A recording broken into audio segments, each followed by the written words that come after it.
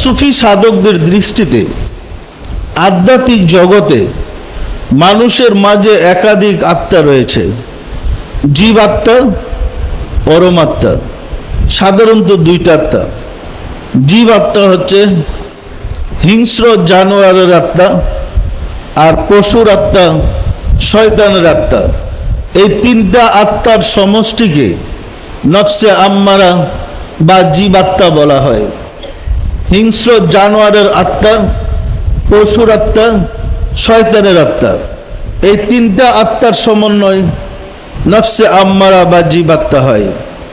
হিংস্র জানোয়ারের চরিত্র যেমন একটা কুকুর এখানে বসে আছে, পাশ দিয়ে যদি আরেকটা কুকুর যায়, হিংস্রতার কারণে সে লাফ দিয়ে ওই কুকুরটাকে কামড়াবে, ঝগড়া করবে কুকুরটার সাথে, করে না করে না।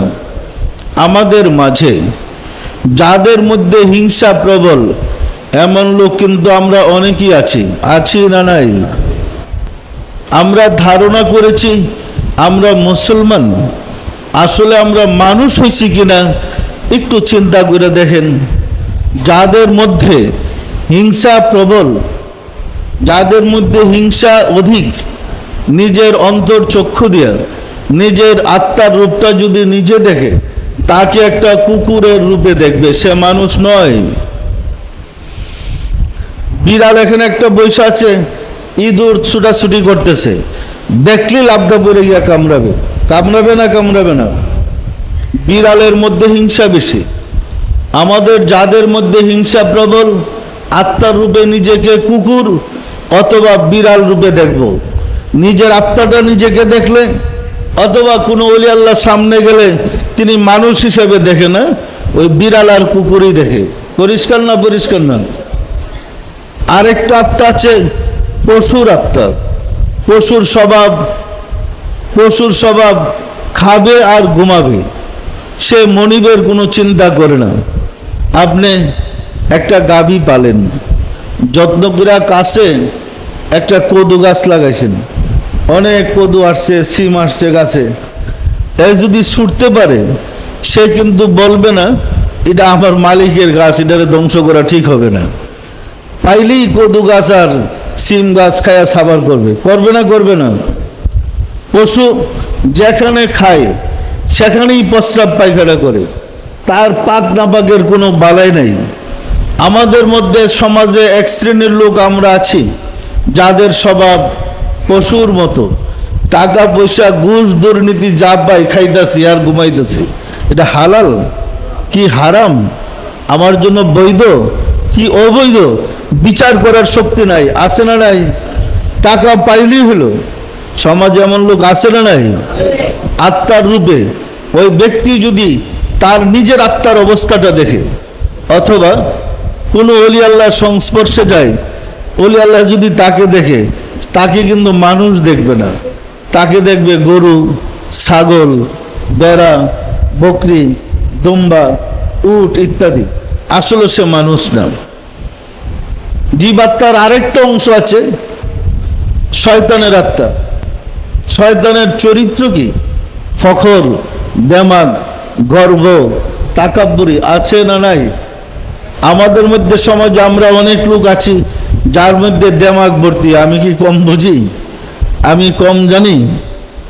শয়তান রাব্বুল আলামিন যখন বললেন ফাসজুদু লিআদামা ফাসাজাদু ইল্লা ইবলিস, তোমরা আদমকে সেজদা করো, শয়তান সেজদা করে নাই। সে বলে খালাকতাহু মিন নারি ওয়া খালাকাহু মিন তিন, আদম মাটির তৈরি, আমি আগুনের তৈরি, আমি তার চেয়ে শ্রেষ্ঠ। আমাদের মধ্যে আমি বড়, আমি সম্মানী, আমি জ্ঞানী, আমাদের যাদের মধ্যে আমিত্ব আছে এমন লোক কি আমরা আছি না নাই? অন্তরের চক্ষু দিয়ে যদি নিজের আত্মার অবস্থা নিজে দেখি, অথবা কোনো সুফি সাধক দেখেন, আমাদেরকে মানুষ দেখবে না, আত্মার রূপে দেখবে বানর অথবা শ্রীগাল রূপে।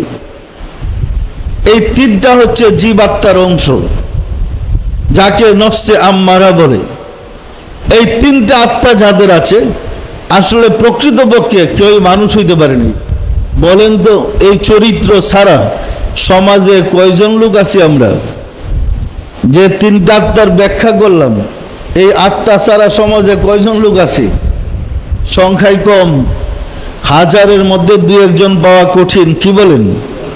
আশিকে রাসূলেরা তরিকা গ্রহণ করার অর্থই হচ্ছে আমাদের পশুর চরিত্রের অবসান ঘটানো।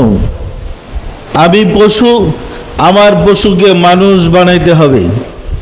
এই হায়াতে জিন্দিগিতে যদি আমরা নিজের পশুর চরিত্রকে মানুষের চরিত্রে রূপান্তরিত করতে না পারি, আমার ঠিকানা হবে সিজ্জিনে। সিজ্জিন দুঃখময় স্থান, যেখানে আত্মার জন্য হবে পরম কষ্ট।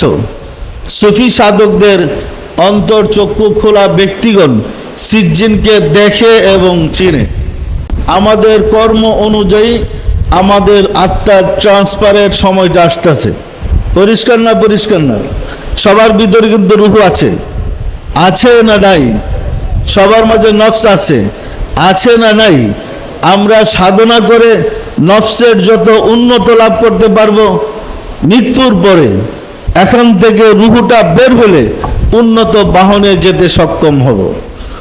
আর যদি নফসের উন্নতি সাধন করতে সক্ষম না হয়, মৃত্যুর পরে আসলে কিন্তু মানুষ পড়ে না, রূপান্তরিত হয়। মৃত্যুর পরে আমাদের যে নফস ওই রকম অনুন্নত বাহনে যাবে। পরিষ্কার না? পরিষ্কার না?